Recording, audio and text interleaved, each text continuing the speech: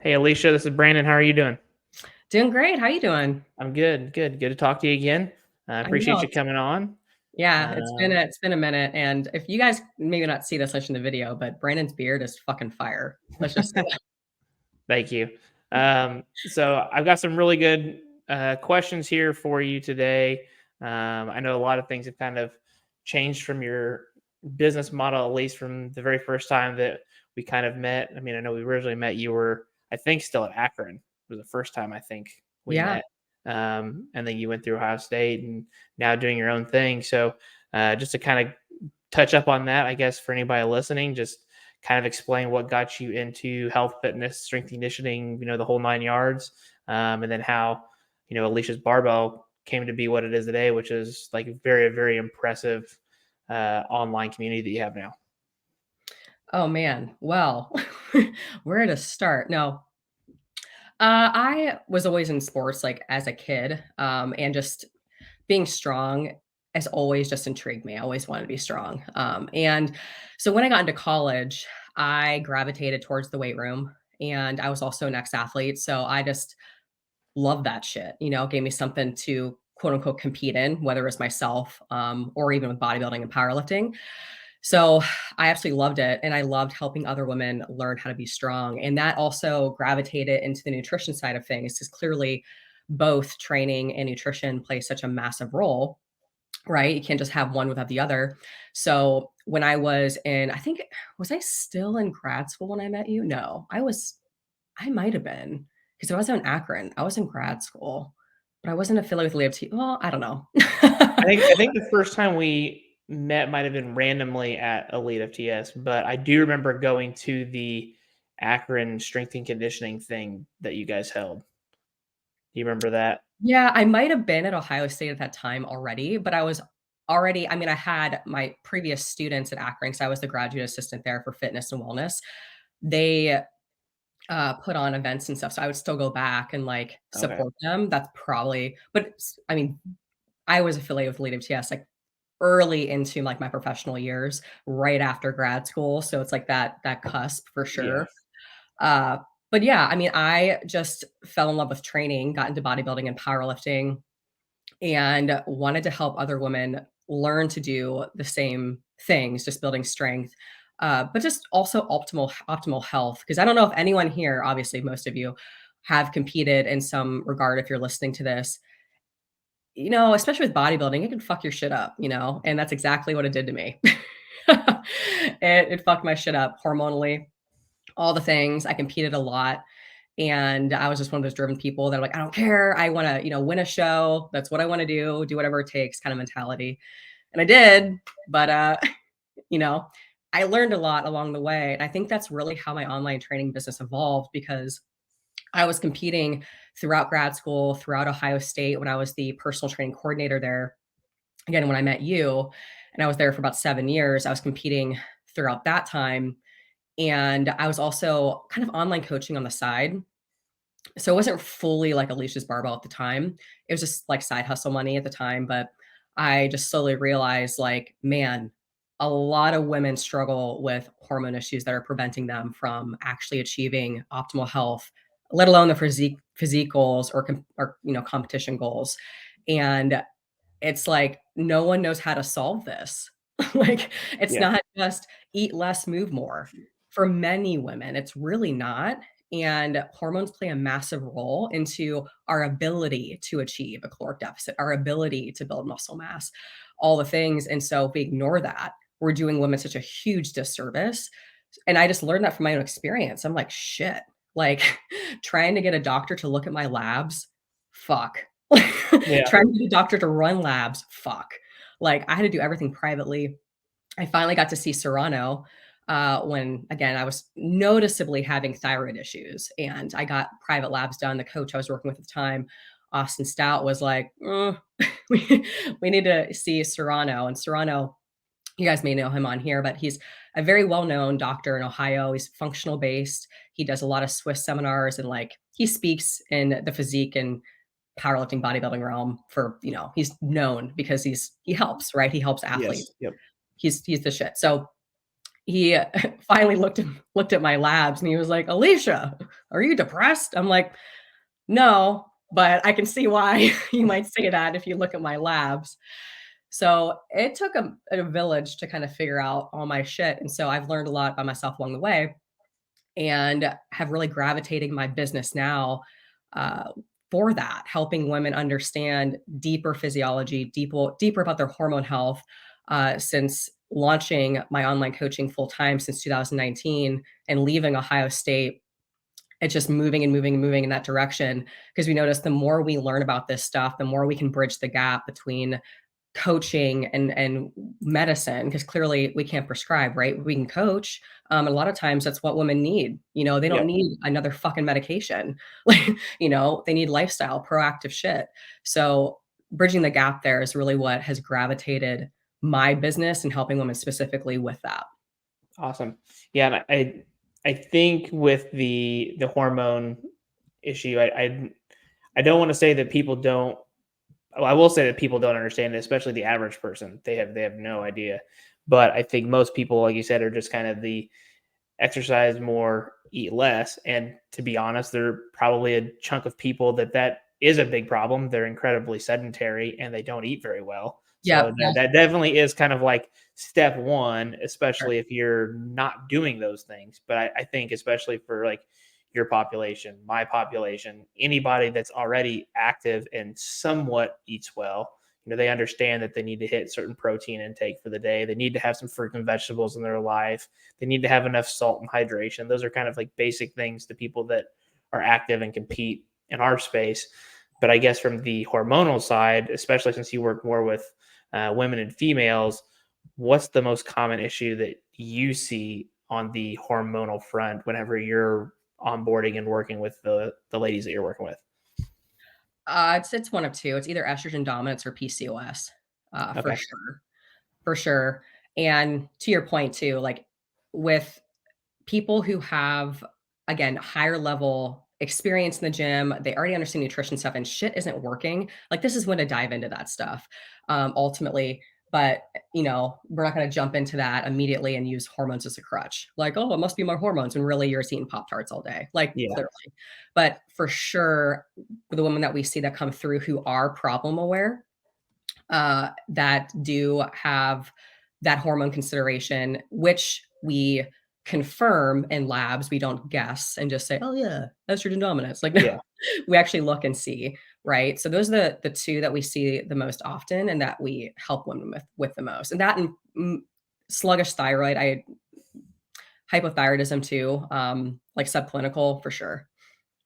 Gotcha. And I guess for anybody listening that doesn't know what that looks like, either from like a lab perspective or just overall, um, maybe what the symptoms might be that make you want to dive into seeing those issues. Like if they come to you and you're like, hey, we're going to run these labs and those are the issues that they're seeing, what are they probably reporting on the symptom side for you?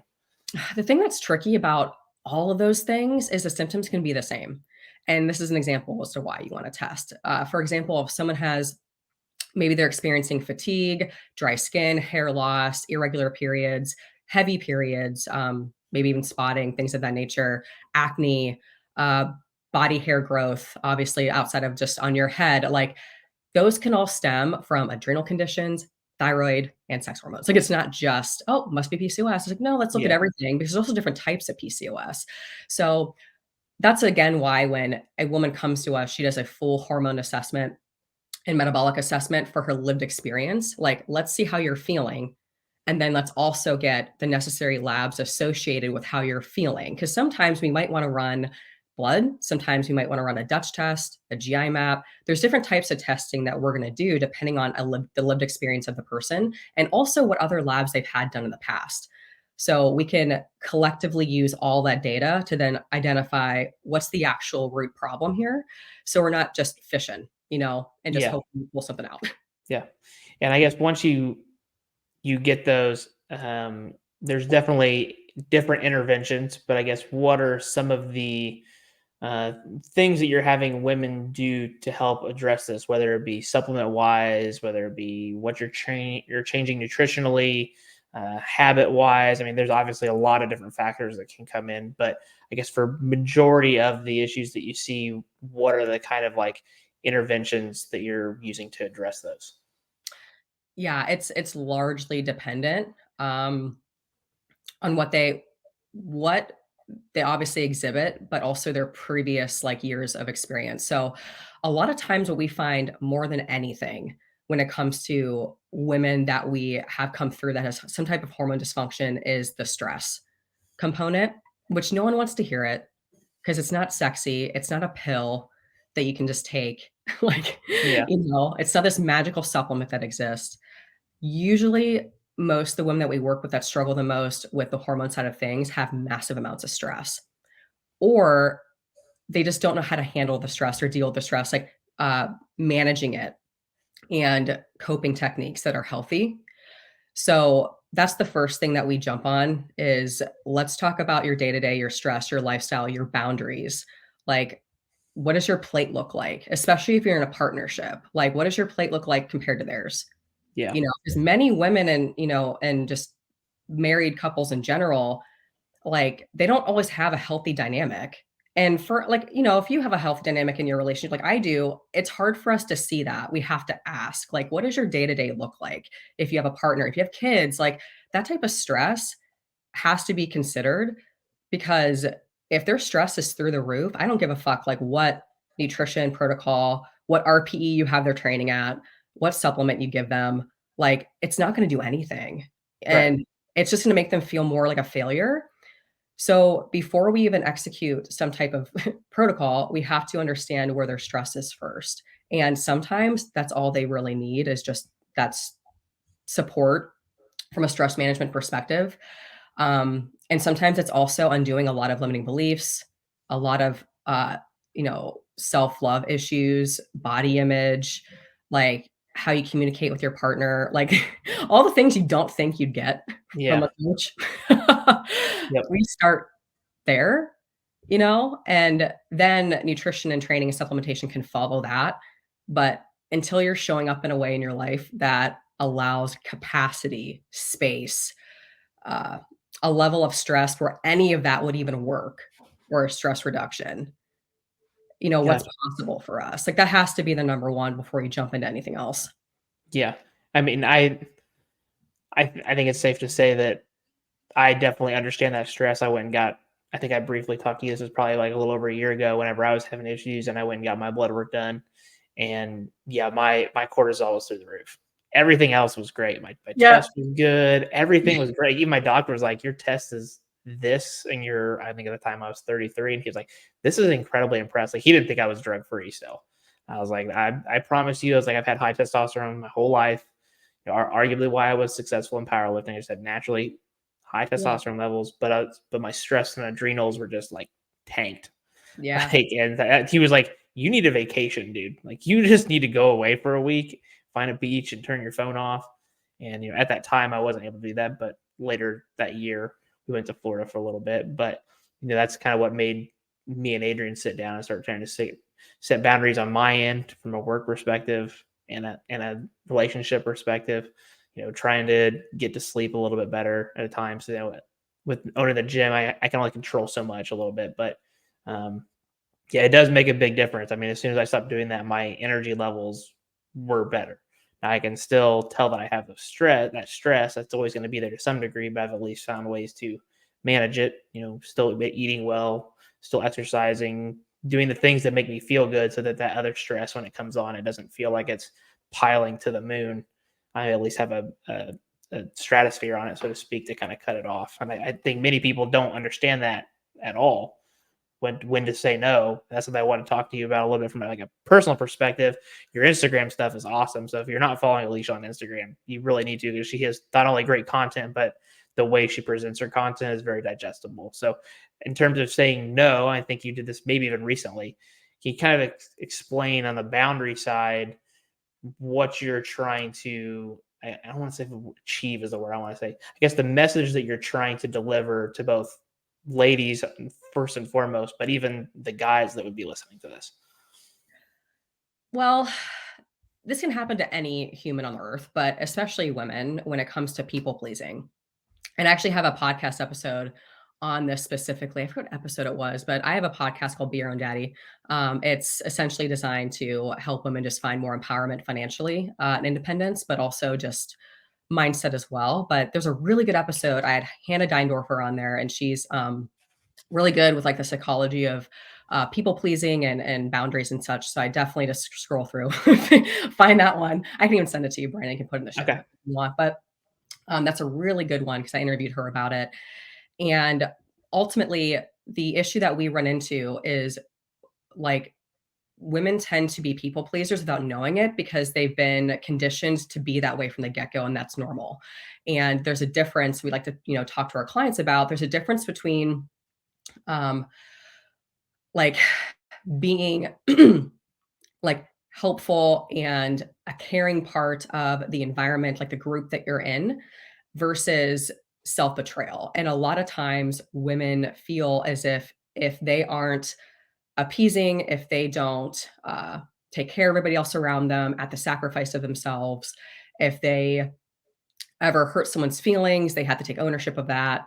And ultimately, what this turns into is them constantly worrying about everyone else around them and being extremely hyper vigilant and putting everyone's needs above their own at, again, the sacrifice of themselves, which then is turned into, oh, this is a selfless person. And I fucking hate that word because selfless is just another word for self betrayal. So it's just a nicer way to say, like, oh, self-abandonment, self-betrayal. Yeah. And when you're conditioned to believe like that's how you should be to be considered good, like good girl stigma or the good girl philosophy, if you will, how women are raised. And so when you're conditioned like that and you're trying to tell a woman like, okay, like let me look at your day, let's see exactly what we can achieve here, and they're giving you a list of shit that they have on their plate that also doesn't have to be on their plate, and so they don't have time for themselves at all, but they have all these health problems coming up.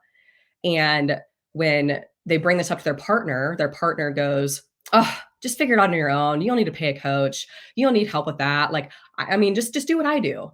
Like the shit I hear on calls about how their partners completely dismiss their lived experience because they don't live in their shoes. And men have a different time than women do when it comes to their health goals. That's just the fucking truth. Like Yeah.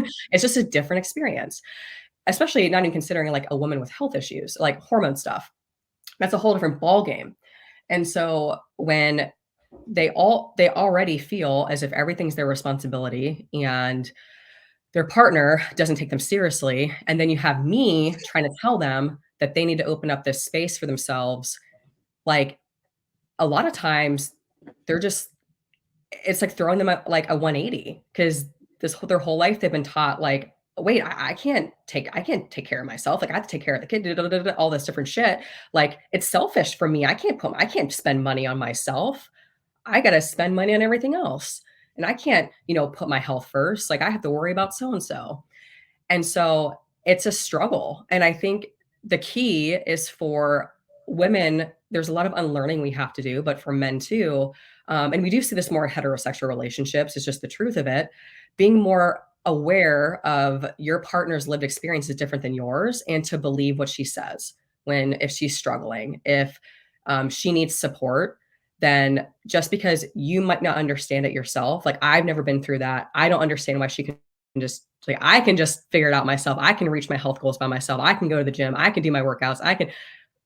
That's you. And so it's really not fair to say, well, I can do it, so can you. That's not empowering. That's disempowering. Right. And it's okay to have someone help you. Like who here, most of us, I don't know, I don't. Like my car sounds fucked up. I ain't fixing that shit myself. I don't know what the fuck's going on with my car. I take it to a mechanic and I'm like, yo, it's doing this weird shit. Yeah. Can you fix it for me? Cool. Yeah, awesome. Fixed. So when we think of our health goals, it is okay for us to say, I need help with this. I'm unsure of how to navigate it. We are not taught how to navigate a lot of these things, especially from a hormone consideration, metabolic consideration. It is okay to have an expert help you so that you get there efficiently and you're supported. So there is a lot there, but I think the biggest thing is unlearning and is recognizing, there's a difference between caring for others and being selfless / self-abandoning because you can care for other people and not abandon your own needs. That's the Right. thing. If you are caring for people in your life and you're not abandoning yourself, awesome, sick, keep going. If you're caring for other people and you're continuously self-abandoning, then something is not right. Like, that is not balanced, that is not aligned, that is not healthy. Like, conversations need to be had somewhere within your environment. Shit has to fix itself, you know? So just knowing that difference, and then if you are a guy, you know, remembering, like, having these open conversations with your partner, listening and believing what she says if she needs help. Yeah. Yeah, and they're like I think like what you said there, they're not mutually exclusive. Like you can help other people but still take care of yourself and ultimately put and Adrian says it to me great that, if you take care of yourself first and you're giving your best self, then when you go to help those other people, that is magnified of when you go to help those people and do what you need to do for them. But if you're always putting, your own shitty foot forward to yourself, that shitty foot forward is going to go towards everybody else, and you're not doing that as optimally as you possibly could. So it's a win-win for everybody at the end of the day, but it just does take that nudge that you can do something for yourself. That's completely okay. So Yeah, 100%, and sometimes it just requires, like, this might be the first conversation they've had about it. So, like, when they work with either myself or my coaches, we might be the first people that call this out ever in their yeah, life, and so we also have to recognize that, like, it's it's a lot of unlearning to do, which it can be powerful, right? So I think just being patient as well and understanding where someone comes from and just meeting them where they're at, but ultimately, that's the thing, like, man, when people are stressed out, like you said, like your adrenals are like through the roof. I'm surprised it didn't like downstream into other shit in your labs because usually it does. Like usually yeah, if your adrenals are fucked, then that could be why women's progesterone is low. Like, so you can't just look at one hormone by itself. You know, you have to look at everything. So it's like, yeah, it's just such a comprehensive conversation. yeah. I think there was ironically left. This makes me think of there was a mom that we had in our facility. This was probably a month, maybe two ago. But anyways, she has like six kids, seven kids. Oh It's one or shit. two. It's a lot, and we're talking from eighth grade all the way to 6 months. So we're talking like a big range. Oh shit. Um, Dad is a cancer doctor. He's the only one that works, so they're pretty well off financially. Yeah. But when I met with her to talk about their oldest son getting started with us, Alicia, I've never seen somebody so stressed out of their mind. Like she couldn't sit still. She was like jittery. She was just like constantly anxious that she had to be doing something. And she was answering the phone call for like three different kids within 20 minutes, and they're all at the same house. And I'm trying to talk to her about the results with her kid during his assessment process. And it was just like I saw that and I was just like it almost made me stressed. Like I wanted to like shake her and be like, you just need to go sit outside by yourself without a phone and just take some deep breaths and get some sunshine and do what it is. And I did tell her one time, I was like, you really just need to just do something for yourself. I was like, when you bring your kid here, if you don't have the other kids with you, just go sit outside and just chill. And literally one day she was sitting outside in a chair. She brought like a folding chair and was sitting outside in the sunshine. I was like, I don't know if I'm making any major difference here, but maybe I got her to understand that, hey, when you bring your kid here, use that 60 minutes to just veg out because you probably aren't going to get it a whole lot with seven kids. Like, you're going to have to do some real proactive work here. But it was just like, you're one of the first people I thought about. I talked to Adrian about it too. And I was like, I have never seen anybody so stressed, like visibly.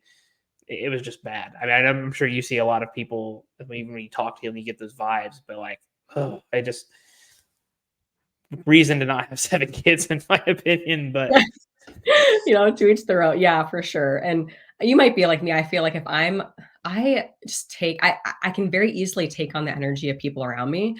And I definitely I'm like one of those people where I can go in a room with someone and before even talking to them, like based on their energy, I know instantly I'm like if they're a good person or not. I'm just like, ooh, I got a vibe about this person. yeah, yeah. Like I'm definitely one of those. And so I could only imagine if I was around her. But you know what? She's doing her best, it sounds like. Yeah, yeah, yeah. So I want to kind of pivot back to some of the direct women's health here. It's definitely a taboo subject, at least. I would say if you go to try to talk to somebody else outside of like a health coach or health specialist like yourself, it's at least taboo. Definitely not to like you or me or Adrian or whatnot. But let's talk a little bit about women's menstrual cycles and birth control. So I know personally you've had on your Instagram and your story about how you came off birth control and how that was giving you issues, I guess. So talk a little bit about that. It doesn't have to be in super crazy details, but ultimately what drove you to come off of it, and if you have any suggestion or tips for the ladies that happen to be on birth control, for them to help them decide, I guess, whether they should stay on, whether they should come off, whether they should look at alternatives. I guess kind of elaborate a little bit there on birth control and the menstrual cycle. Yeah. Oh, this is a big one. And the truth is, like my generation, like millennial-ish, we're the first generation to really have been put on birth control for long periods of time. Maybe a little bit of the generation before us, but definitely us for sure. It's definitely a millennial woman issue. And by long term, I mean like being on birth control for more than 4 years at a time is actually considered long term. And a lot of women listening to this might be like, "Oh, I've definitely been on longer than that." Yeah. So my personal experience with birth control was I was on it for a period of time, God, when I was like early 20s, mainly just again, I had acne, and my doctor was like, "Oh, let's just go on birth control and fix your acne." Did it fix my acne? Yes. Obviously, I didn't know the repercussions or kind of what birth control actually does when you go on it at the time. So I thought it was great. I'm like sick. Like I have super short periods. My skin has never looked better. At the time, I didn't have any like consequences from it, like there in the moment, right? Every Yeah. woman's experience is different. But when I started competing, the coach at the time told me, "Hey, get off birth control. It's not good for you when you compete." I don't know how I feel about that. Like I don't know. When you come off or go on something, it should be a mix between having more of like a functional approach with a practitioner, doctor. Like everyone should be intertwined. And by all means, this coach was not well versed in functional health. It was just kind of, oh, it just, just come off of it. You'll get leaner if you do. Like that's a really like broad statement. Very blanket. Yeah. Like, let's just throw that out there. So I did, and I was competing, and I lost my cycle during my competitions, et cetera, because I actually had my cycle at the time. And then after one of my shows, I think it might have been like 2000, oh God, 14. I'm not really sure which year it was.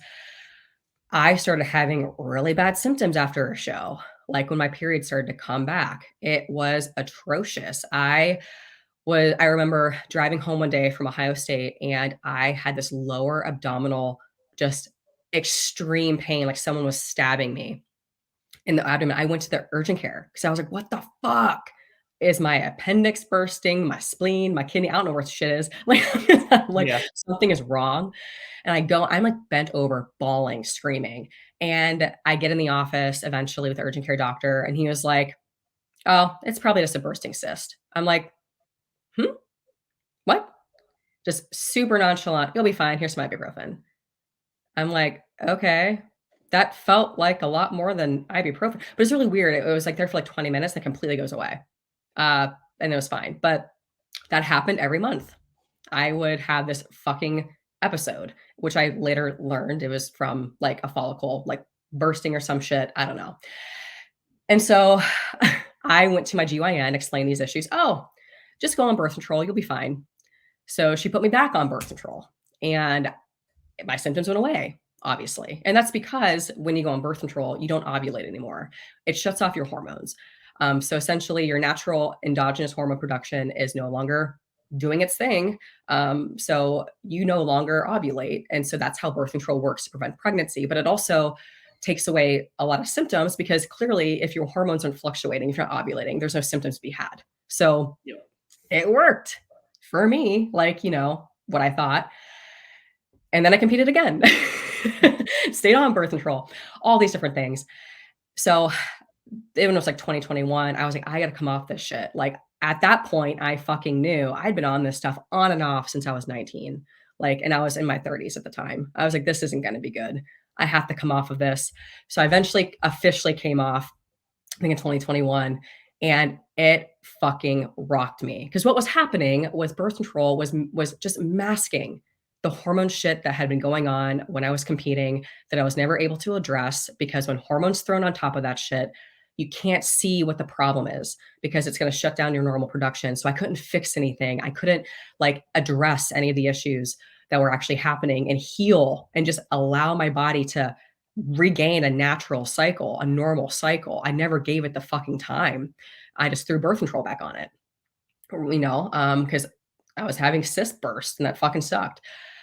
So all my symptoms came back and my hair shed. I lost a shit ton of hair because that also can happen coming off birth control, an androgen rebound. And then just cyst stuff came back, ovulation pain, all the things. It was a shit show for like a year, but I had to take the time to I have to heal. I have to deal with this. So I had to do a lot with my nutrition, my stress, supplementation, and I just go through it. I just had to go through it.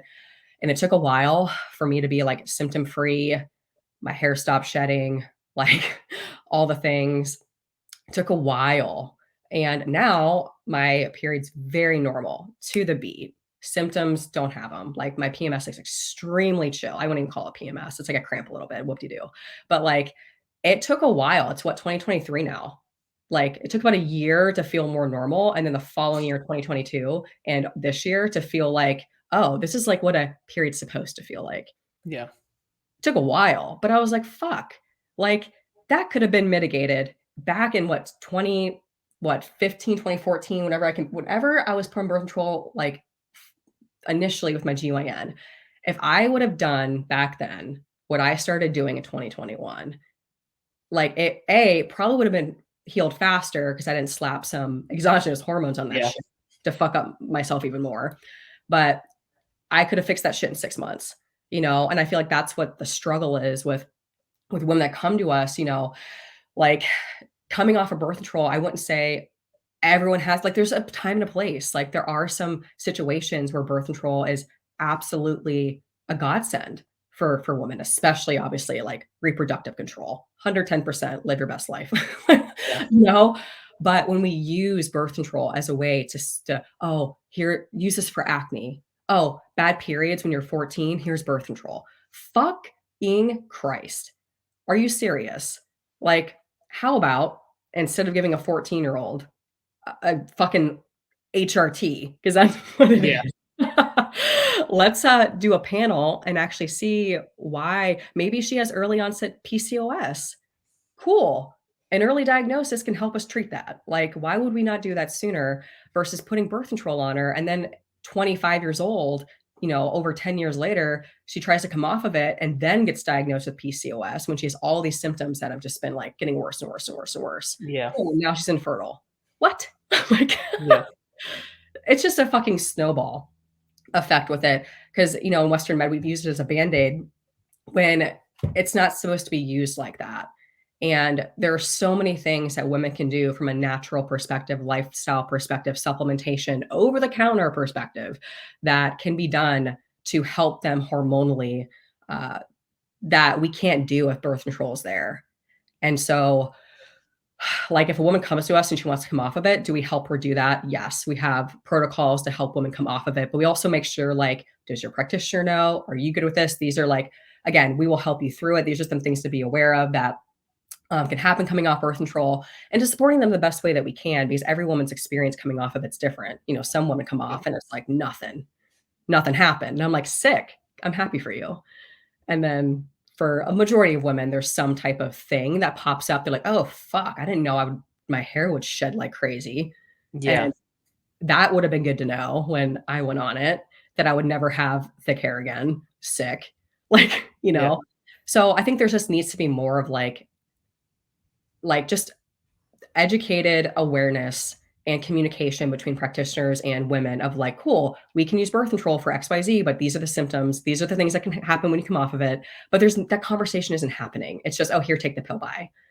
And women are going into it without any awareness as to like what can happen long term. They're just, oh, it's perfectly safe. Take the rest of your life. And it's like, what? Like, okay.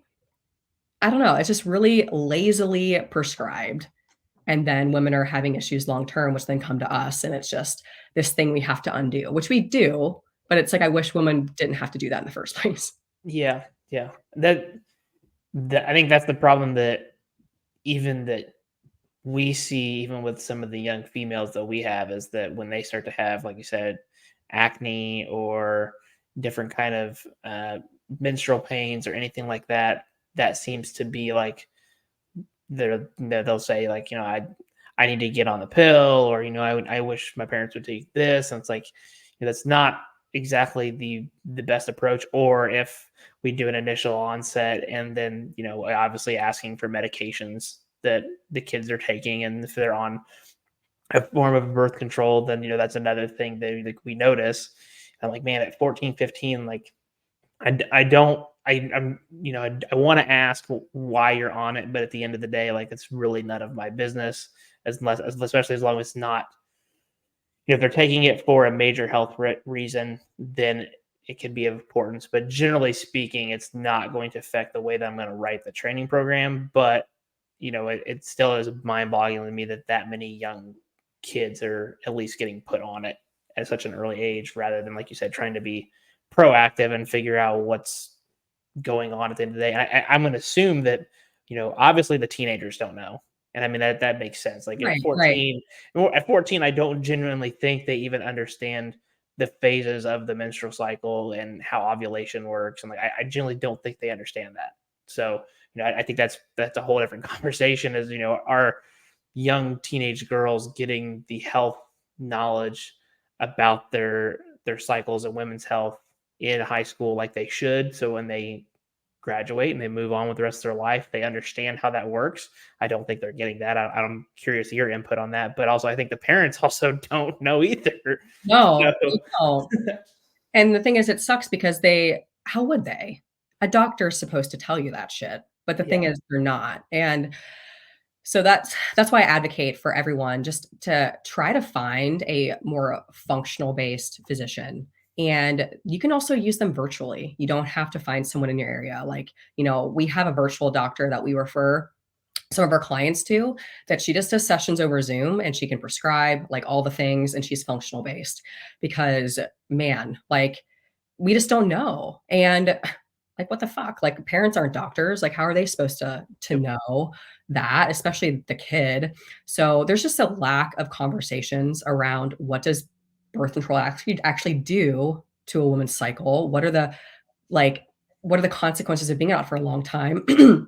And ultimately, like, you know, is the woman aware? Is she open to that? Like, is she okay with X, Y, and Z possibly happening when she tries to come off of it? But you know, I don't know. I just feel like it would just be so wishful thinking. It'd just be so dope if parents and doctors could just work better together. And man, if a young girl is having weird period symptoms, also let's just be clear, a part of the early onsets of puberty, it's supposed to be fucking weird, okay? Like, let's just say that. yep, Like, it's supposed to be abnormal because they're in puberty. Like, duh, you know? It would be weird if a woman like she just got her period and magically had perfect periods forever. Like, that's just not how puberty works. But I understand we don't want women young girls to feel like shit, like right, at all. But if a young girl is feeling like that, I wish the parents and doctors would work together. Just pull some labs and actually see how can we address what's going on with them a little bit more homeopathically, a little bit more naturally, because there's so many things we can do with the hormone side of things. Like, most of the women we work with do not need meds. And it's just like crazy as to like, and they're even like, oh fuck, like I didn't realize like I could feel better with these tweaks in nutrition and training and a few supplements. And now I don't have symptoms anymore. Like, what? Like, yeah, and they're mind blown. And it's like, so why aren't we doing that with younger girls? Like, it's the same thing. We can just look at labs and be like, okay, here, you know, this is what we got to do, versus just putting birth control on it. And then if there's something that has been like fucking stemming under the surface that pops up, in their 20s when they come off of it. Like, let's deal with it early and just mitigate the whole thing versus putting a Band-Aid on it. Yeah. I I think one other issue too is that, especially for the teenage girls, more of the population that I'm seeing, is that you shouldn't have. I wouldn't say you shouldn't have a painful period, but it's almost like they're thought to believe that it should be like just another walk in the park day. Like there Mm, shouldn't be any other normal symptoms with a period. There's going to be, like you said, there could be a little bit of PMS, but again, it shouldn't be exorbitant necessarily. Like, you should have certain cravings certain times of the month, both from a sexual perspective and from a nutrition perspective. Your body's going to crave salt or sweet things during certain times of your period. So I don't think that there's also, like you said, that from education, I think there's not, they start having these issues and they think that that's weird and it's not normal when there's normal things that are supposed to be happening, because it's just general biology of procreation. So like that's just the way that it works, I guess. And from the phases of the period, I guess, can you kind of talk about that from a menstrual cycle perspective of hormonally in a normal cycle, what should be happening to LH and progesterone and things like that? yeah. So we can kind of relate this back to blood work because this is how we explain it to our clients that we work with. So when we're looking at the different phases of your cycle, follicular, obviously ovulation, and with luteal phase, when we're looking at that, depending on a woman's experience, we want to get labs tested at a certain time, if possible. Now, if a woman's cycle is completely irregular, it's really challenging to know what phase she's in because it could be different depending on each month. And also, she could not be ovulating at all, which that also plays a role as well. So, for us, if we are looking into a woman specifically, maybe she's presenting a lot of PCOS symptoms but hasn't been diagnosed. What we actually want to look at is earlier in the follicular phase, between days 1 and 3, we want to look at the relationship between LH and FSH. Those two hormones specifically will help us identify if they're ovulating healthfully or not. And so if we see LH is skyrocketed, typically 3 times out of FSH, sometimes 2 is like not even, the best, but 3 times out of FSH, we can notice like, that's indicative of PCOS. And we can have that, give that to their doctor, and they can get some further testing to officially be diagnosed. That's a huge indicator of if PCOS is present and in a woman, and if obviously ovulation is not happening. So that's the first piece, is we can look at that lab.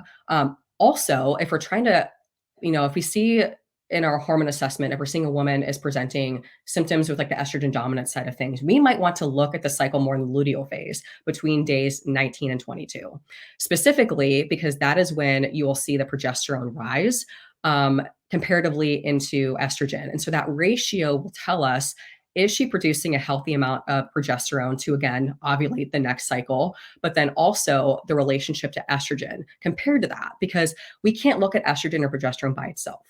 That's the thing. A lot of times I will get labs from clients and their doctors ran just estrogen, just estradiol. I'm like, cool. And progesterone? Like what's happening? Like, because this tells me nothing. Like what day were you in your cycle? Where's progesterone at? And if we don't know that, then it's just getting like one chapter of the book. It's like, well, I need the rest of the book, Yeah. you know? And so if we can see that the ratio of estrogen and progesterone is off, then we can identify if someone has estrogen dominance because their estrogen's too high comparatively to progesterone, or progesterone's too low comparatively to estrogen, or even both. So then we can identify what we actually need to address, because estrogen dominance is kind of like this broad brush of what it could be, but ultimately we have to see both, because are we going to address the low progesterone, or are we going to address the high estrogen, or are we going to address both? So we have to look at both in conjunction, but we do want to see that in the luteal phase. Again, this is why it's so important to know what day of your cycle you're getting tested.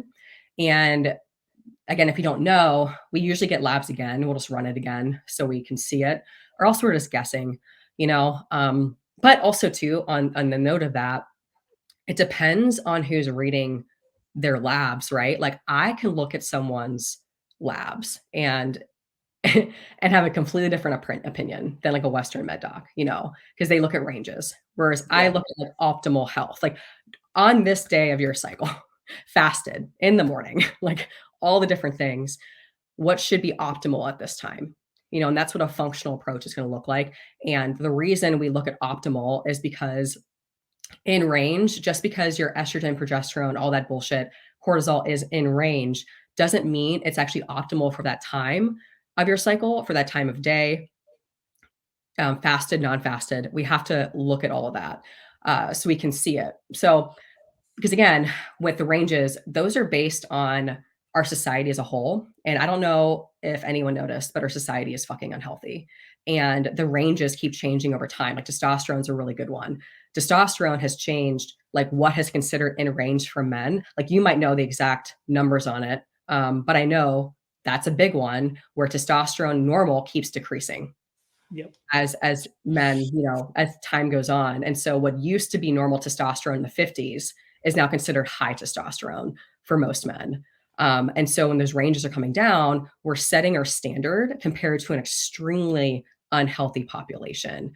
And I personally don't think that's the standard I want to hold women to or men to, because it's not about health, it's about sickness. Healthcare isn't healthcare, it's sick care. Yeah. So I'm sure you can speak on like the testosterone piece, because I mean, you said your testosterone was high, but is it really high or is it just really fucking good? It And it's gonna, was, I would say it's probably, well, they said it was high, but it was like, this was obviously like a year and a half ago. This was like, I think it was like 875 or 876, somewhere around there. oh, that's fucking good. Yeah. Yeah. It's Like really good. a lot of, yeah, especially as like a natural athlete, like, yeah. And a lot of my guy friends, they're in the thousands. Fuck Yeah. it. Yeah. That's how, but also too, it's how you live optimally, right? Like how you feel in the 800s could be different than someone else. And so everyone's experience with what is optimal for them is different, but I can fucking sure, attest to that. Any man who has a test level of 400 something does not feel good. Yeah. And the fact Yep. that like a lot of men live in that range and they still don't get treated for HRT or insurance won't, like the doctors, oh, it's not low enough. What the Yep. fuck? Yep. Being an 8-year-old man? Like, is it going to be 100? Like, Yeah. Yeah. There's actually somebody that they've since moved for job purposes. But he used to train with us, and he's was younger than I am. This was, I don't know. He was in his high 20s, and he tested in like the low 300s oh my God. at Yeah. 28. And I was just like, Mhm. I don't understand how you come in here and train the way you do, and even remotely feel like doing anything. That's hats off to you for just getting your butt in here and actually getting it done regardless. But I was like, you definitely need to see somebody, because that is not normal. No, not at all. And yeah, so we have to look at ranges with a grain of salt. And so having someone look at your labs from a more optimal lens, because optimal is going to mean, okay, this isn't just preventing sickness. They're not just addressing sickness, it's preventing anything from moving forward towards sickness. It's more proactive. So if we can get someone closer to the optimal place in their labs, that is keeping them so far away from chronic illness. And that's where we should be. We Yeah. shouldn't be on the fucking doorstep of diabetes before we do something.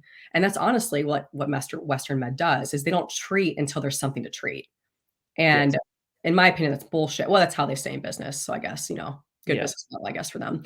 But where we come in is, let's look at it before it ever gets to that. And so we never got to go down that road. And that requires us looking at actual optimal markers and not in range. And also how other hormones are falling compared to each other. So like I mentioned, to estrogen, progesterone, but also they all relate to each other. So we have to not just look at one by itself, but we have to look at them together. So that is also a part of optimal markers, is not just looking at it by itself, but okay, cool. This one looks quote unquote good by itself, but how does it look compared to other hormones like that are showing up in the labs? Right. I think being proactive, when people talk to me about blood work or anything else, I usually tell them, ask your doctor if they will run a panel, and if they will, what all are they, your insurance may dictate how much you can or can't run, but ask how much they're willing to run to get a scope. You ideally want a lot of different things. If they're only going to look at, your test and your estrogen and I don't know, say one or two other things, that's probably not really worth your time. You Yeah. probably just need to go independent wise. But regardless, from a proactive standpoint, you need to almost treat it like when you go to the dentist. Most people go to the dentist once to twice a year. Your blood work should be Yeah. done probably once to twice a year to keep up, because one, you'll see trends, and if you're taking interventions, then you might have to test more. But if let's say you're quote unquote healthy, everything's within good quality normal ranges, when you do that every 6 to 12 months, you can begin to test trends, especially as you age. Yeah. Like, I should expect to see my testosterone drop a little bit over time. That's just going to happen. But I shouldn't expect to see it go from 875 to 425 in a year. Exactly. That would be a way to catch something way sooner than, like, oh, I'm feeling tired. Yeah, that might happen for maybe a couple weeks, but if it's 6 months and you test and then there's obviously an issue, now you have reason to believe why that is. I guess from an independent standpoint, where do you send people? I know where I've kind of gone. I've used, I think, two different places, but where do you recommend people go? And then from even male and female, what are the key things that you like to see have tested, regardless of what symptoms are? Kind of like, what are the take home hormones that should be on your panel? Yeah, I can even send you the panel that I recommend for most people because it's affordable, and you can get it basically in any state. I think except for like Maryland or something, like a weird state with blood work. But um, so I love life extension. I think it's really pretty standard. I've used there's another one that I've used a long time ago. So I'm So I've blanking. used Direct Labs and Quest another one. used to do. I did think one from Quest. What was the other one I've done? I forget. I usually just stick to life extension now. But I also, and I use actually an HR clinic to run GI maps and Dutches because they can get it a little bit cheaper. And then you're also set up with them as a patient. And so you can, if there's ever like medications that are needed, you can get virtual sessions and stuff like that too, and get medication from them. So either way, I love life extension for blood. It's pretty straightforward and easy and cheaper. So typically, what I recommend for women, what we typically get as standard, I would say across the board, no matter what. I would say definitely estrogen progesterone relationship, definitely a full thyroid panel because a lot of doctors will only run TSH, and I'm like, seriously, fucking Christ. Um, so TSH, like free T4, free T3, reverse T3, minimum, getting those things to actually see what the thyroid looks like. Cortisol for sure. Definitely vitamin D, ferritin for iron absorption, but also fasted insulin's a big one. And a lot of doctors do not test for fasted insulin. They just test A1C, they just test, glucose. And fasted insulin is absolutely a precursor. Like that's going to fucking skyrocket before your blood sugar ever will. Like, and so if we can see that, okay, that's getting pretty high or even higher end of optimal, we want to know that. Like if someone's insulin's fasted a fucking 10, like, okay, if they go to their, actual doctor, their doctor's not going to do anything. Yeah. Oh, because their A1C and their blood sugar is probably still fine. And it's like, but let's get that to a 6. How about that? Like, Yeah. let's get that a little bit in more optimal range, and so we can see things early. And I think that's really important. Um, let's see. I mean, those are honestly some of my favorites to run. Obviously, like you'll get like the basic CMP and things of that nature, which are helpful, obviously. But I think the fasted insulin is definitely one that just never gets tested. And then a full thyroid panel never gets fucking tested. Or they'll test estrogen without progesterone. And clearly you want to see tests. Like test for women is very important. If a woman's testosterone is low, also free test. They might have low energy, they're gonna have low libido, like brain fog, like feel like shit in the gym. So clearly, we want to test for that as well. But I would say, definitely a lot of doctors don't run tests. They don't run progesterone. They'll just do estrogen or something. And then they don't run a full thyroid panel and they don't do cortisol and they typically don't do fasted insulin. So those are typically the ones we definitely want to add in to what they've already gotten. Gotcha. And I guess from a hormone perspective, when they're doing this, I think people, if you've never done an independent one, they do obviously cost more than going through a healthcare provider. But the really nice thing, the one thing that I like is that, excuse me, you get them in your in your email, you literally just have to go to, I want to call it a satellite location, but you don't have to actually go to your doctor to get the blood drawn. And I don't know about probably in your case, considering we're obviously proactive, but like if I take it to my doctor, they actually keep it electronically. Like I can Yep. send it to them and they keep it, and then they can also use that to help determine if you need something. So I think, if you have a good relationship with your medical professional and they're not an ass, they're probably going to work with you versus against you. And they just understand that sometimes their hands are tied based upon your health insurance and what they can actually do within their office and what all they can run. But if you're a little bit proactive, then if they see issues, then they can help make those decisions and get you, if you need medications, or talk, like my doctor talked to me about healthy living and nutrition when he saw my cortisol and all that stuff, and making sure that I'm doing other stuff to reduce my cortisol rather than just saying, oh, I wish I had a pill for this that you could take. I mean, I'm sure there probably is something he could have gave me, but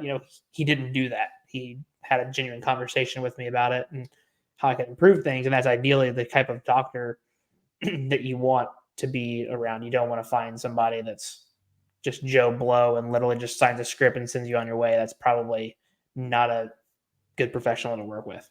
Yeah.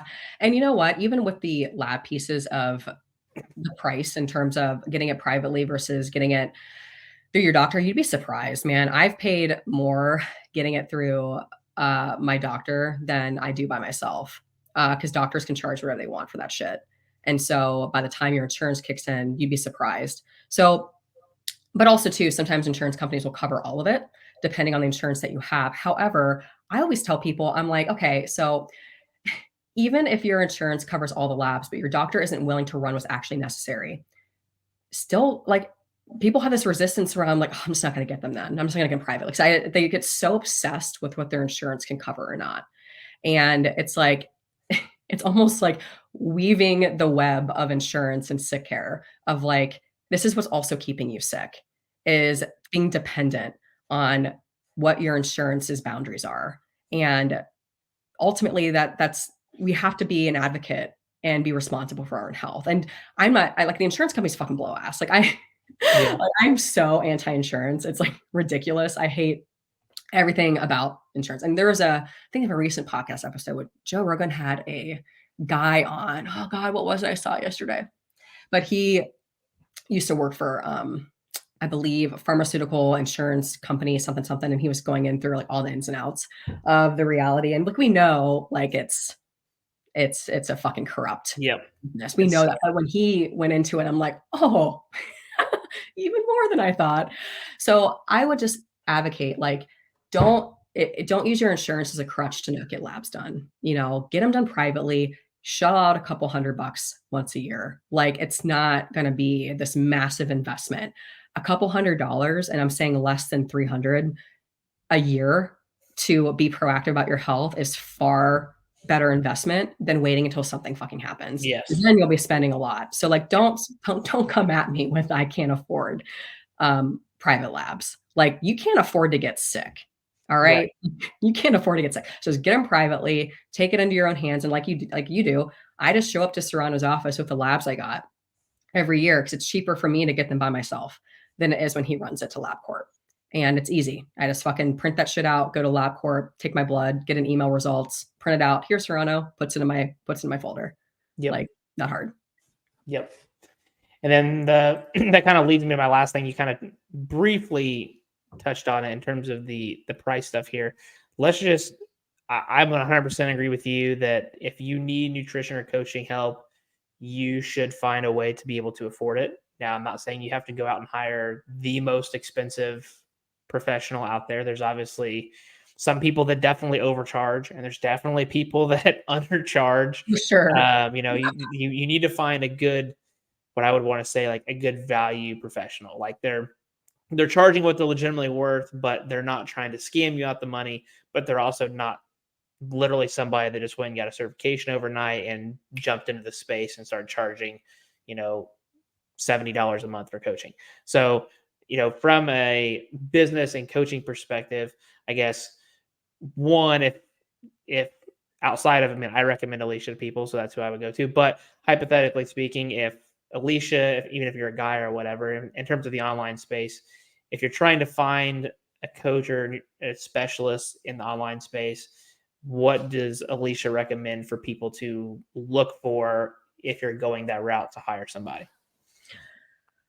Oh man. Well, I would say this industry is goddamn exploded. So I would absolutely find someone that's niched for what you're looking for because they exist, right? Like the few years of online coaching and just the space in general is it's extremely competitive, which is a good thing for the customer. It's a good thing because market sophistication has increased so much that while there still is a lot of bullshit in the social media world, Instagram world, uh, it's also far more competitive because there are, again, people in the space who have niched really, really well and who are amazing coaches and have amazing services. So I think the first thing I would do is really try to isolate like what is the problem you're trying to solve within yourself, like being problem aware and finding someone that solves that specific problem versus cookie cutter shit. Stay away from that because again, having someone that solves your problem is going to help you so much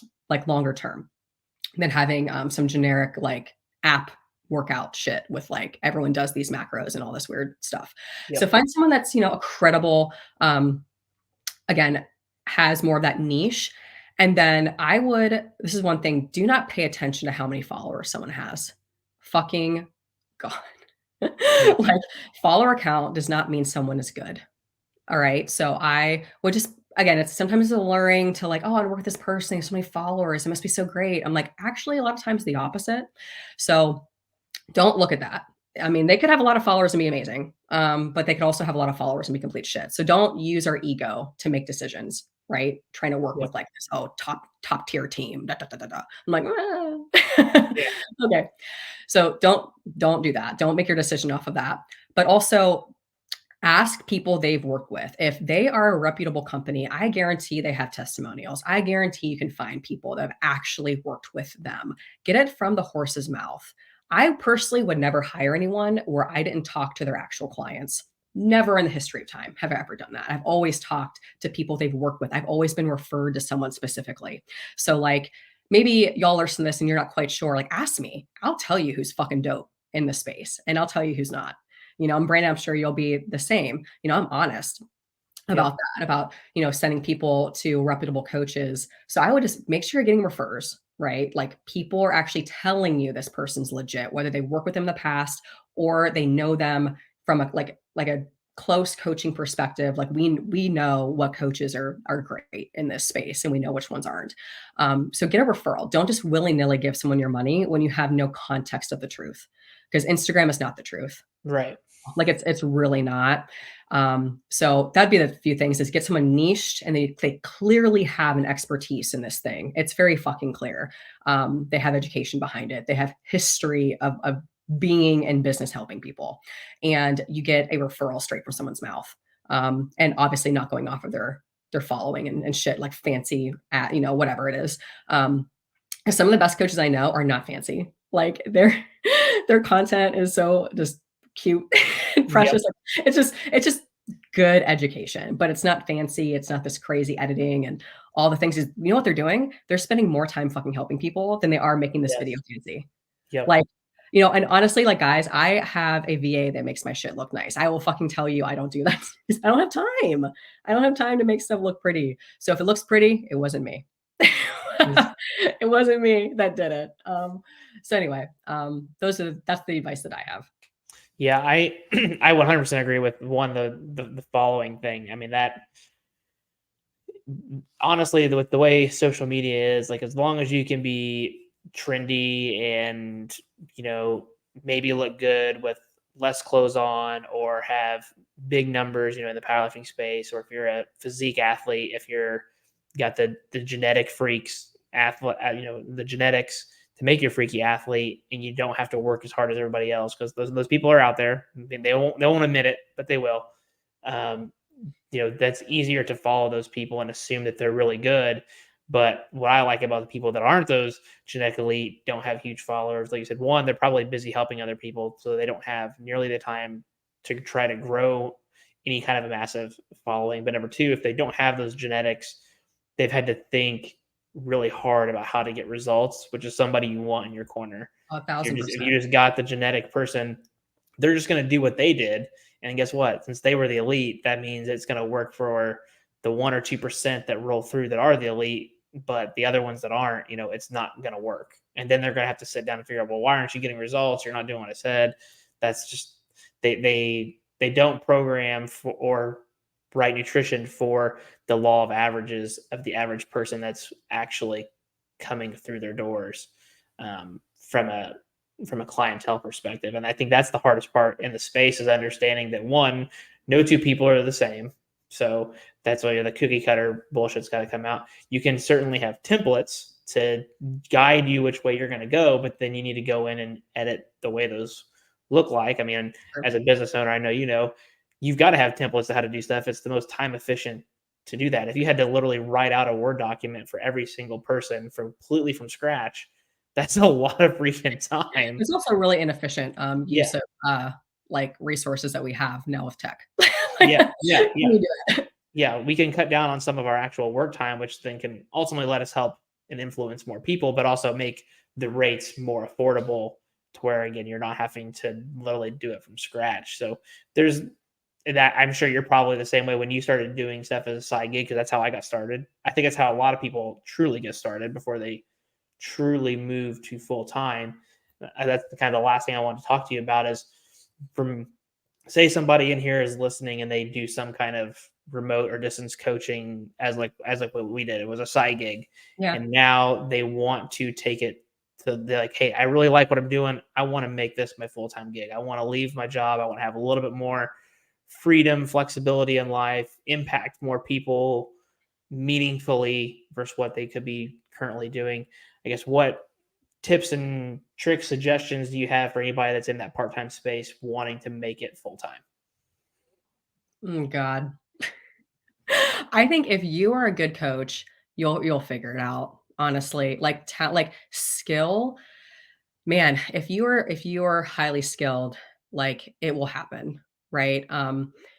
But for those that I feel that want to leave their full time job to do this part time or do this full time, because a lot of times there's this allure, essentially from social media as well, that online coaching is easy and that you can work from home and you can just make your own hours and it's so flexible and make all this money and da, da, da. There's a lot of that.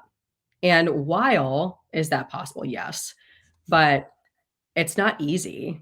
And I think that's the thing. It's, there's a lot of work, and you can attest to there's a lot of fucking work that goes into this shit. Like, Yep. and so when there's this entitlement like energy about wanting to do this full time, that when things get hard, I'll notice that's when coaches start to like be like, oh, what, and I've helped business coaches in the past as well, which I don't do anymore for a reason. I couldn't handle the entitlement aspect of it. But and you probably know too, like when you bust your ass and then you finally like build your thing and you're doing it, and then someone wants to achieve the same thing in 6 weeks, you're like, Yep. no, no, Right. no, fam, nope, that's not what we're gonna do here. So I think just going into it, like if you truly want to help people, build your fucking skill. Be good at it. Be good at it, because you will keep your clients. They will refer people to you. That is how AB became to fruition, is because I was actually fucking good at my job. Weird. And so I didn't have to do the fancy marketing and all the different things and blah, blah, blah, blah, blah. People just came. And ultimately, we can't depend on that all the time. We have to market at some point. Like, to grow a business, you can't just rely Yeah. on people to come to you. That's not realistic. But when you're first starting and you are at a part-time level, you're never going to regret being better at what you do and helping people. Now, there will come a point where you do need to step out of your comfort zone, and you might have to leave your full-time job to give everything you have to your business, and it's going to be scary. and you're gonna want to shit your pants, like I did when I left Ohio State. That's how I was too. Yep. Like it was not comfortable. The last day I left, and I was like, all right, well, I can tell you right now, my ego ain't letting me going back there. So like it's either this or this. And luckily it worked out for now. I mean, you never know, Yeah. right? So, but it's scary. And so it is okay to be scared. It is okay to not know. But that's part of entrepreneurship is the unknown. Yep. And as long as you believe in the people that like what you do and the people that you help, and you're willing to wake up every day and just do your fucking best, then I have no problem believing that you'll be successful. But when we do it for the wrong reasons, or we want to just have a quick, oh, I just want to make a lot of money and just work 10 hours a week, like that type of fucking mindset, like you're done. Because that Yep. ain't it. That ain't fucking it, y'all. Like you will work 70 hours a week. Some years you will work 30 hours a week, some years. Like it will ebb and flow because business is never linear. It's never just flat. It's like ebbs and flows, ups and downs, especially if you try to scale it.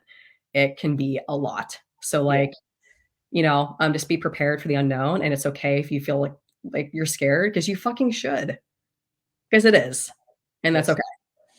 Yeah. It drives me nuts when I see I'm sure you probably see them too. I don't even know where. I think I see them on Instagram sporadically and maybe YouTube sporadically because obviously they're targeting certain niches when it's like, oh, you can work 20 hours a week and have a full-time job and then you can be on the beach and do all this stuff. It's like, not really.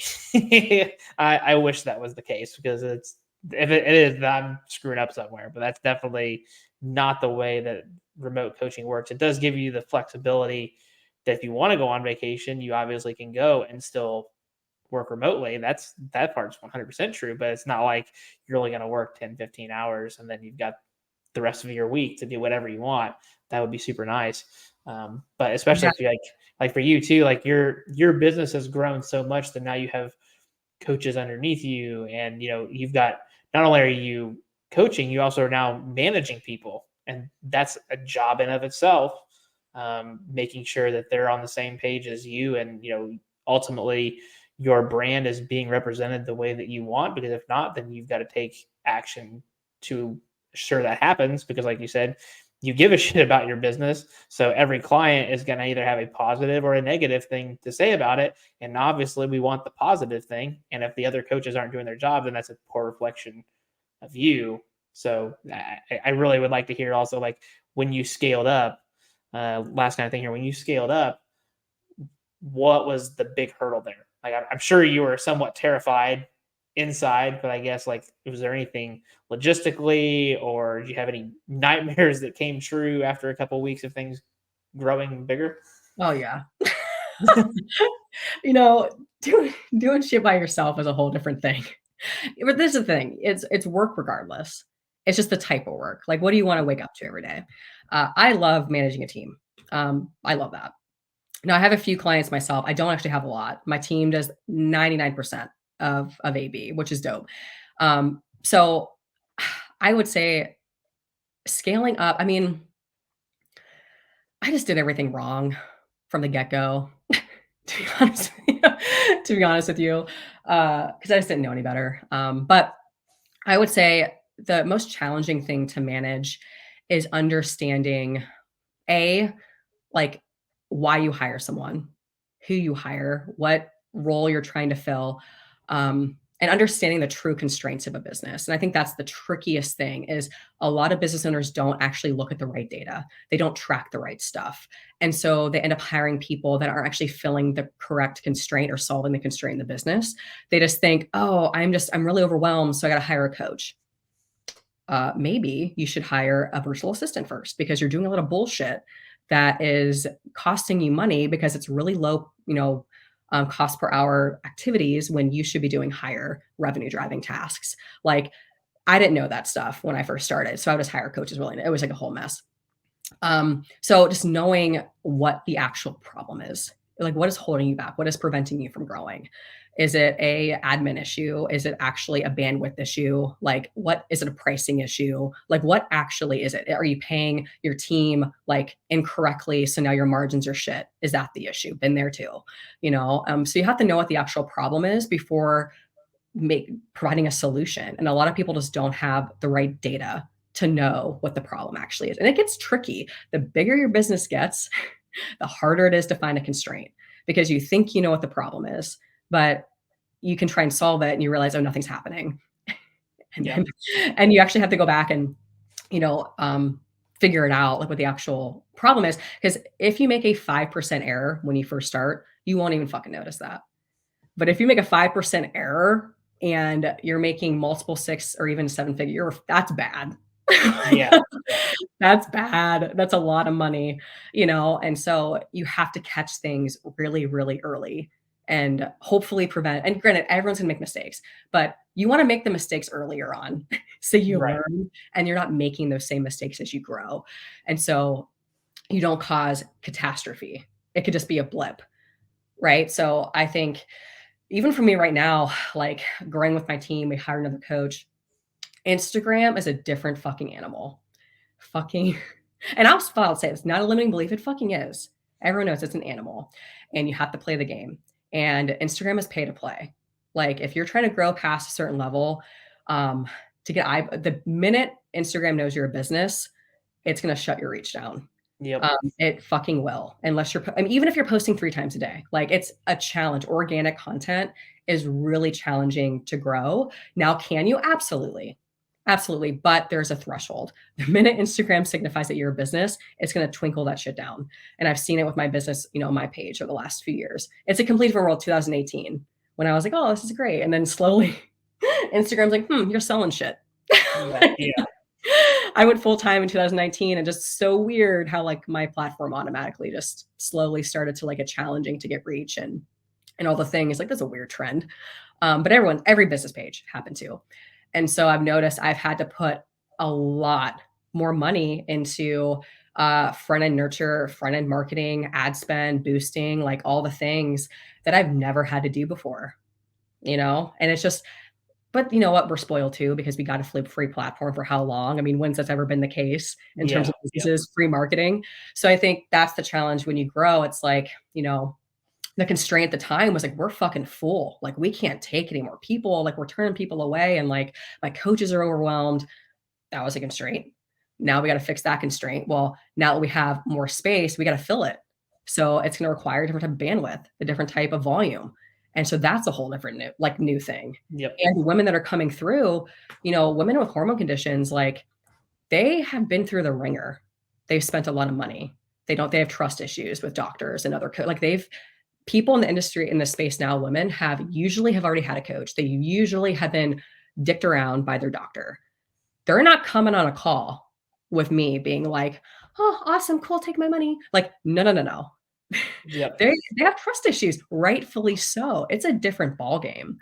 Market sophistication is way higher, all the things. So I think too, it's like, you just have to know with your business, like, when you fix a constraint, you're gonna just trade a problem for another one.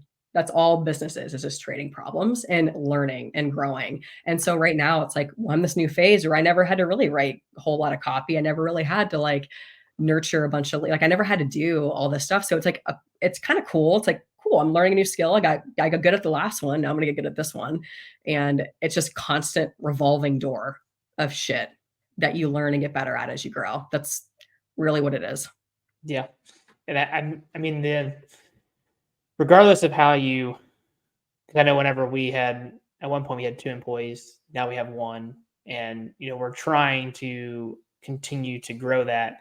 And the nice thing I will say about the online space is that essentially you can pay more money to get more reach, and somebody's, like you said, as long as you're good enough, somebody's going to bite. Oh, for Somebody's sure. going to come through the door. You're going to get people, and then you can try to work some referral systems. That's all great. The biggest issue that we've had as a business, I don't want to say that we're stagnant, but our growth, for a couple of years, it was just like rocket ship. And then, COVID hit, and then it tanked a little bit, and then it rocket shipped again. And now it's Yep. kind of like, just it's hitting a governor. And so, we're trying to figure out how to get that to kick back up again. And as a brick and mortar business, that is a little bit, I mean, you can do all the social media things where you can kind of pay to play.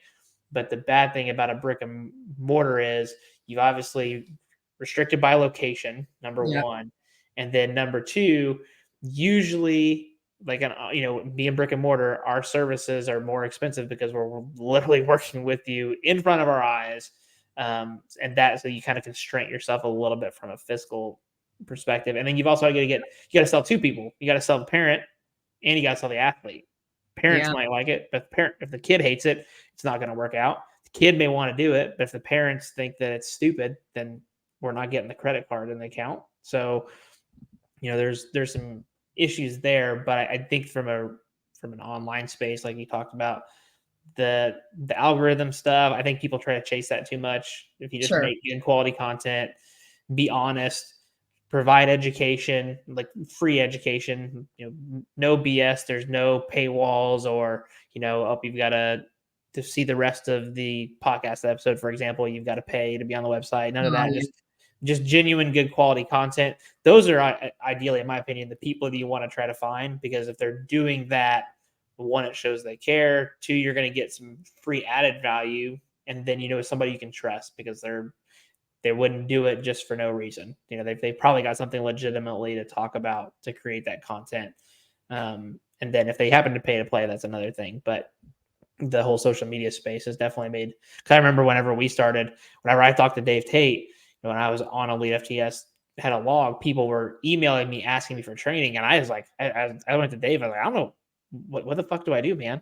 I was like, how do I set this up? And he's like, you should have a systemized way to approach stuff. Take the first couple people dirt cheap so you can get results, build you a little bit of a name, and then scale your prices up as you start getting people results. You start getting more people, and then you can find kind of like that. But back then, this was 2015. $100 a month for training was actually kind of considered expensive, which Yeah. is kind of crazy to think about. But we also didn't have all these apps and platforms. Like if you wanted to write a training program, you pretty much had to write it from scratch or put it in an Excel sheet Yeah. and then email it. And then all the communication was email. Yeah. And Yeah. now you've got, like you said, a space that you can kind of do this with, like collectively with groups, and people can be involved, and it's way more streamlined and way more time efficient, which Yeah. is, but you also, again, you've got to pay for those things. Just anything you use is not free anymore. If there's a free workaround, there's probably a reason why it's free, because it's probably not very good. Yeah. Yeah. It's a whole different world. And I always tell coaches that too. I'm like, don't look at, like, the algorithm isn't like your likes, engagement, all these things. It's not always telling you the full story at all, And like you said, as long as you're putting out content that's valuable to the people that you work with, and you're genuinely trying to help, and you're consistent, like ultimately, like that's what you need to be doing. You can't control what IG decides to do. The only thing you can do is controlling how you show up for people, and you always want to give twice as much as you ask. So if you're providing a ton of value, then you, again, like that's the number one, because people can sniff out, someone who's just like trying to get dollars from them. Like it's pretty fucking obvious at this point. Yep. Okay, so last thing, what is new or upcoming, or what's going to be new? Anything you can share about Alicia's Barbell? What do you got going on in the future? Any kind of programs that people might want to be aware of, or just you got anything cool coming up? I would say, I mean, with coaching, I would say not necessarily new. We just, again, kind of for 2024, we're revamping a lot of the behind the scenes product, which is going to be pretty dope, because I haven't had a lot of capacity to really, not say grow that, but again, we're very service based, but we have a really cool course that goes along with the coaching that our women receive. And not to say it's outdated, but man, like we can really do a ton with that. So I'm really excited to revamp our educational course alongside the coaching for 2024. And it's just one of those things where it's like it's a project. And by course, I mean these are educational videos that kind of do deeper dives into kind of what we talked about today, like the hormonal stuff, metabolism, but also mindset. Because, like we talked about in the very beginning, if stress and mindset is not tackled, there's no program in the history of the world that's going to help ultimately. So making our course a little bit more robust in terms of, again, setting boundaries, even like a financial course. We're going to add some like be your own daddy stuff in there, which I'm really cool. I'm really, really excited about. So women have tactical ways to make more money, strategies with finances. I love that stuff. So adding that into the course. So it's going to be more of a comprehensive course, not just like fitness, nutrition, but let's do mindset. Let's do some financial strategies. But then we also want to add in a women's sexuality side to it as well, because my head coach is actually a sex and relationship coach as well. And so there's a lot of stuff there. So there's so much that we've wanted to build up, and that's kind of what we're looking at in 2024 is to make that more robust. So while our coaching services, it is what it is, depending on what the person needs, but there is this behind the scenes course that women get that they don't really know. It's kind of like a free, oh, by the way, here's this massive fucking awesome course that you get when you sign up for coaching. And my coaches will choose like different modules that they want them to watch throughout their time. Because sometimes, depending on what the woman needs, they might want to skip around a little bit, like, hey, watch this, to help support their growth. So just building that out will be so comprehensive and just beneficial. So they end up leaving our coaching, obviously they shouldn't be with us forever. They can exit our coaching, be like, wow, that was a lot fucking more than I thought it was going to be. And I'm really happy I went through that, it's more comprehensive. So that's really what I'm looking for 2024 is to build that out a little bit more comprehensively. That sounds awesome. Cool. All right. Well, that ends the episode. Alycia, I appreciate you being on. There was a lot of great stuff here. I mean, almost an hour and a half.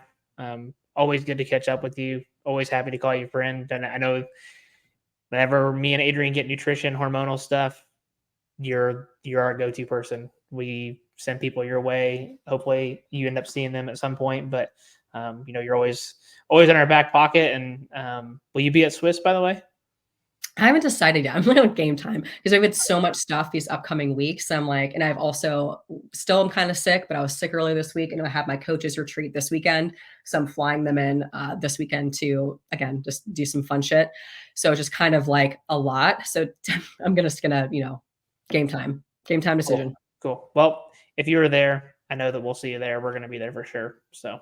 Awesome. Yeah. Well, thanks for having me. I love chatting with you as well. You guys are awesome. And I appreciate you. And I have had people come that, oh, Brandon and Adrian, they referred me. So cool. Great. All right. Thanks, Alycia. See ya.